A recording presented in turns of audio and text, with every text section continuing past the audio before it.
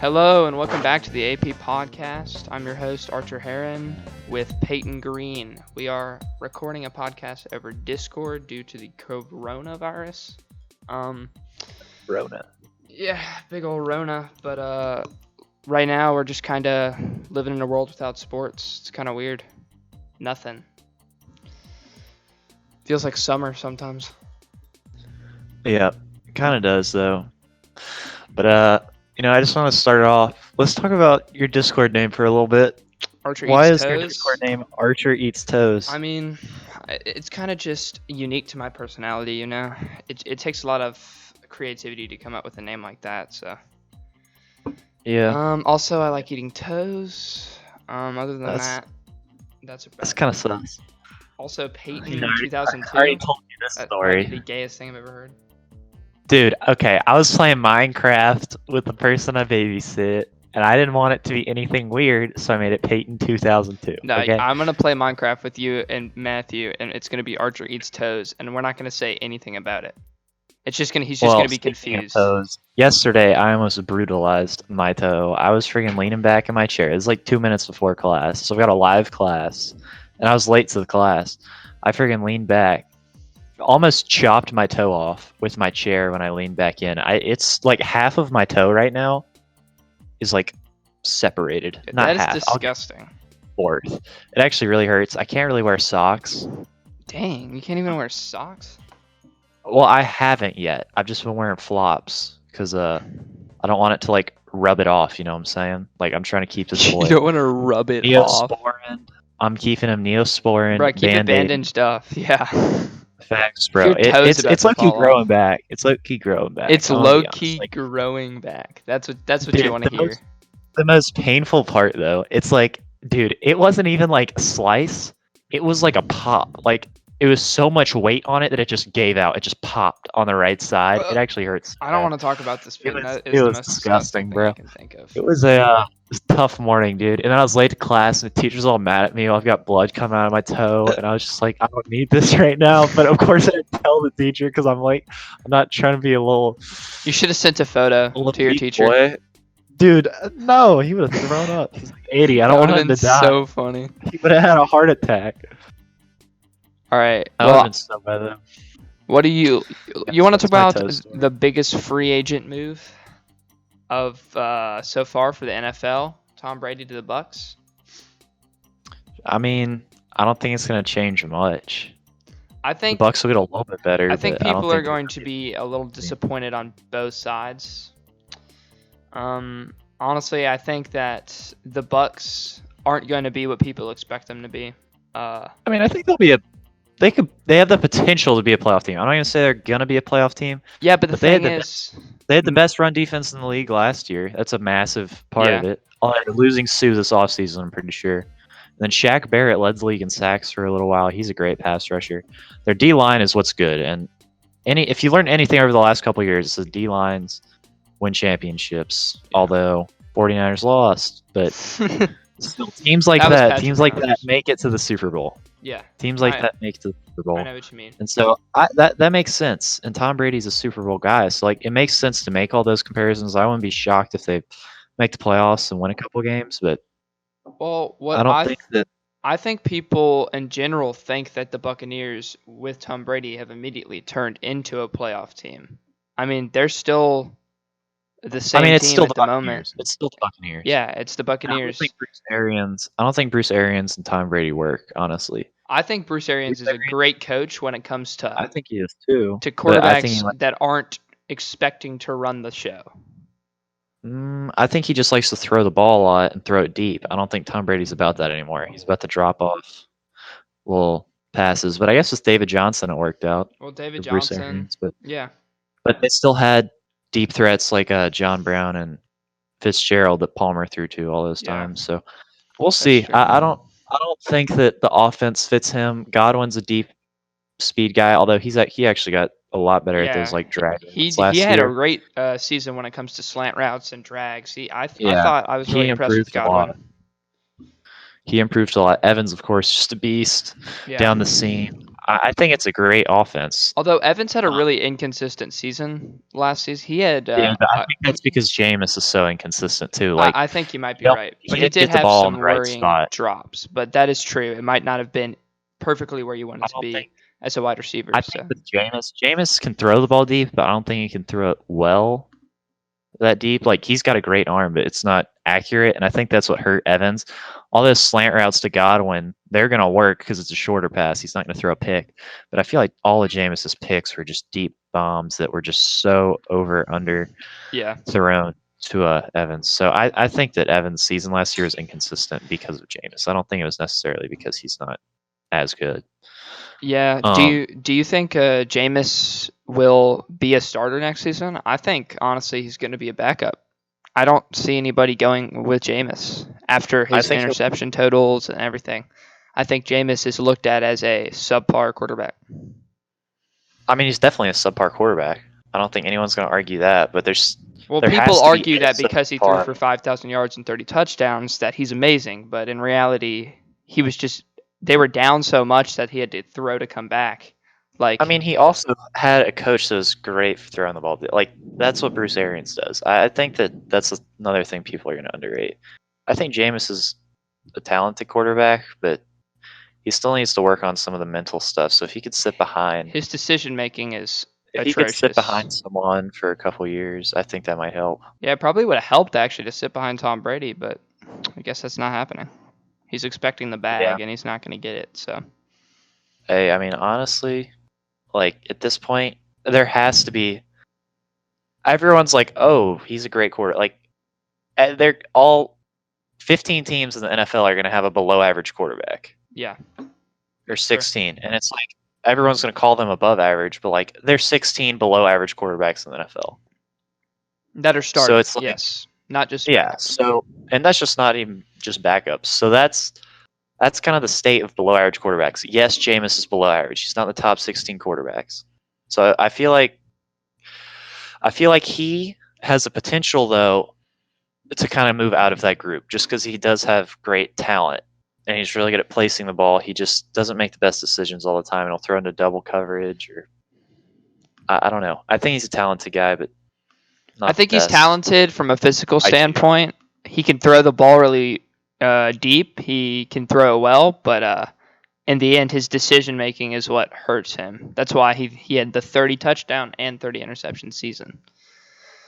And that's one of the biggest parts of being a quarterback is having that football IQ and being able to understand the defense and where to throw it, what Yeah, to do, improvise. And he just doesn't have that skill at the moment.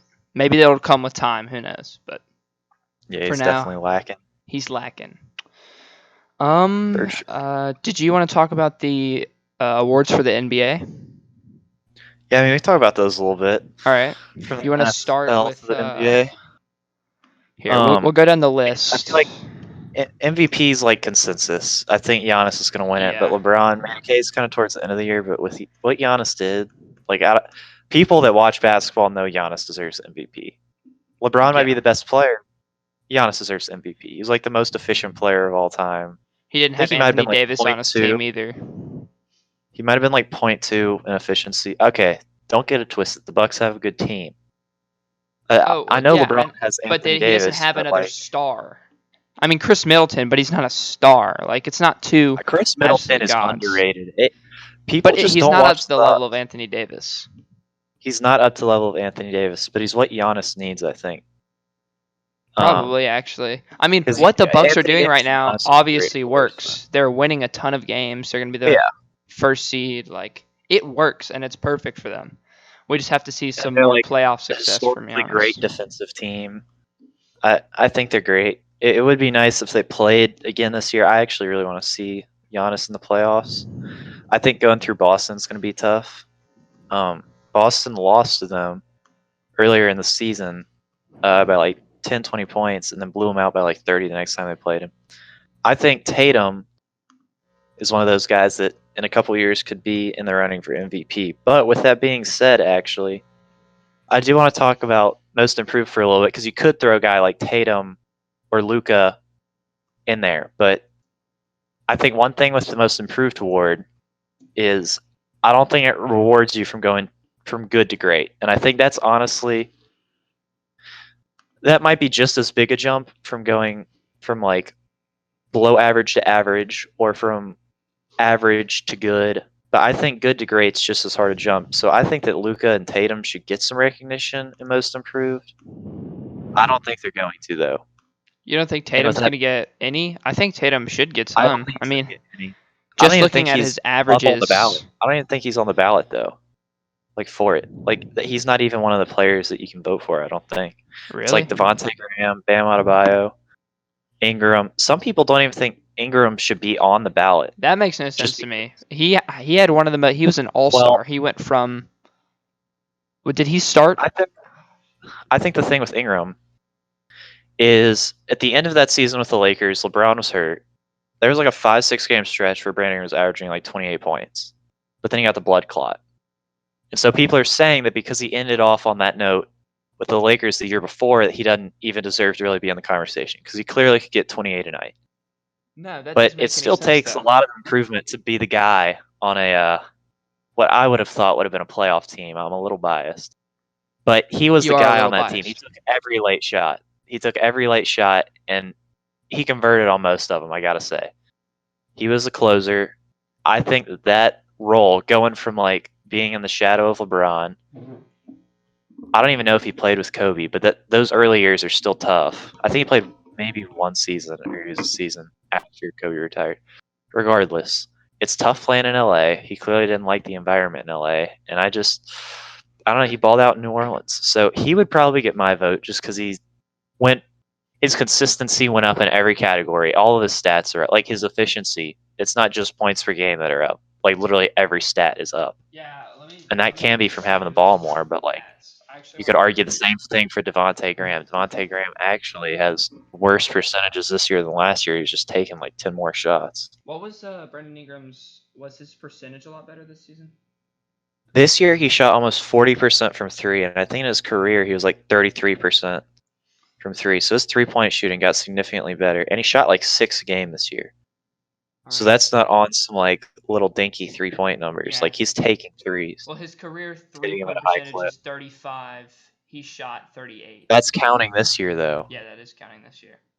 So if you take that out, Previously, I'm pretty sure the year before this he was like 33 or if 34. you take that out, it's 33. So yeah. Yeah.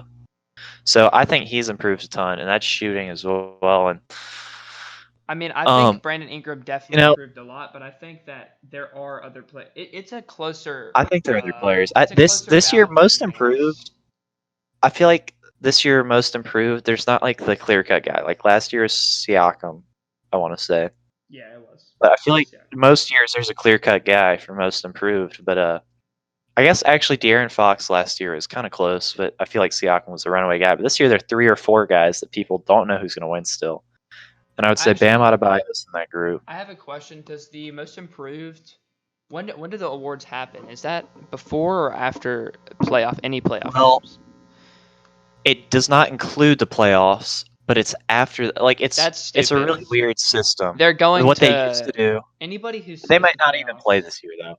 Well, that's the thing. But So in years past, yeah, um, what I think is really weird though is they used to do it where they did it right after the season ended, and they would give them the award in the playoffs. Like if so, for example, when Derrick Rose won that MVP in that playoffs, like at a home game, he got the MVP award, and it's like that's what they did. Charles Barkley had the same thing, where they would get it in a home playoff game, and they would vote like kind of after the regular season. yeah. But now they're waiting till after the playoffs for some reason to vote after you've already seen these guys in the playoffs. And it just doesn't really make any sense. That system sounds stupid. Just from the fact of bias of watching. It's not Yeah. like the people voting Well, aren't going I to think watch they the vote on games it. I think and they vote on it. subconsciously or conscious. Oh, they vote on it before? They vote on it before the playoffs, I'm pretty sure. But it only but they release it later. I don't know the whole system. I just know that it's after the playoffs, but it's only based on the regular Maybe season. that's to like do something to the players, make them play the same during the season, not get to their heads that they want MVP. Who knows? Well, I think one thing that they might have done is the NBA awards they think is like gonna I don't think what they used to do is have like the NBA awards now you can watch on live TV. They're trying to make it like the Heisman almost, to where it's like a watch party type thing. Yeah, that's what the I NFL think, does. and they want to have stuff. It's like an awards night basically, Yeah, and I just think they want to have that viewership and all that after the season, so they still gain viewers, and then free agency comes right after that, instead of having that lull between free agency and the playoffs, which makes sense. But yeah, at the same it's time, just it a doesn't really make convoluted way sense of going 'cause- for it. yeah. And so I don't know if I love how they do the awards, but hey, they do it, so can't Yeah. change it. It's not like we're in a position to Um, be like, oh, that's not a good idea. yeah. All right, do you want to talk Yeah. about, because I know you're very biased on Rookie of the Year, but who do you think? I'm actually Oh, curious to hear okay. your All take right. on this. Now, I'm a Pels fan, so I love my boy I think that's Zion. apparent. I think he is the best rookie, but he will not win Rookie of the Year. In your He's opinion, not gonna win. based on play this season, do you think he's going to win Rookie He's of the the better Year? player. He's not gonna win the award, but he's the better player. Okay, so he had a worse season than Ja Morant, although he did play a lot less games. He didn't have a worse. He broke records in the games that he played. And as impressive as that is, you can't play 10 games and win Rookie of the Year. Joel Embiid had the same thing where I think Malcolm Brogdon won it. Malcolm Brogdon, he was no Ja Morant. He was averaging like 13 7 probably. Like or he's a 13. good player. He's a solid player. He's a great role player on a team, and he But can be the guy for some he's not. games. He's not He's like not. He's not Rookie of Ja the Morant Year though. or Ja He's Morant. not going to be a star.